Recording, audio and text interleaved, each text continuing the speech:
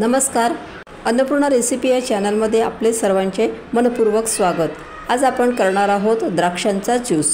अतिशय झटकीपट होणारा हा ज्यूस आहे, तसेच व्हिटॅमिन सी ने युक्त असा हा ज्यूस आहे। तर आता आपण ज्यूस बनवूया।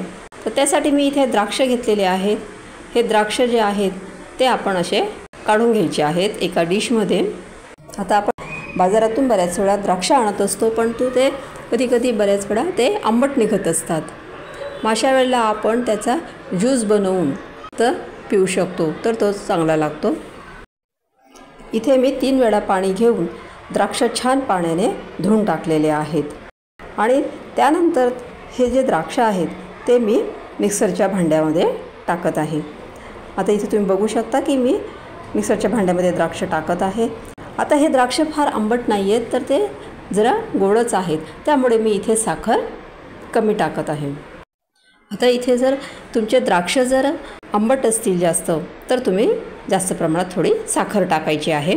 आणि त्यानंतर मी इथे ब्लॅक सॉल्ट टाकलेला आहे, थोडेसे पाणी टाकलेले आहेत आणि मिक्सरला फिरवून घेतलेले आहेत। आता इथे तुम्ही बघू शकता की आपले छान मिक्सरमध्ये ते मिश्रण छान बारीक झालेले आहे। आणि त्यानंतर आता हे मिश्रण आपण छान गाळणीने गाळून घ्यायचे आहे। गाळणीने गाळल्यानंतर आपला हा ज्यूस छान तयार होऊन जातो। जर ते घट्ट असेल तर त्यात थोडेसे आपण पाणी टाकायचे आहे। आता ह्या ज्यूसच्या वरती मी अजून थोडासा ब्लॅक सॉल्ट स्प्रिंकल केलेला आहे, त्याची चव अजूनच छान लागते। तुम्ही यात बर्फ टाकून देखील तुम्ही घेऊ शकता, तसेच त्यात तुम्ही लिंबूचा रस देखील टाकू शकता। अतिशय छान असा आपला हा ज्यूस तयार होतो।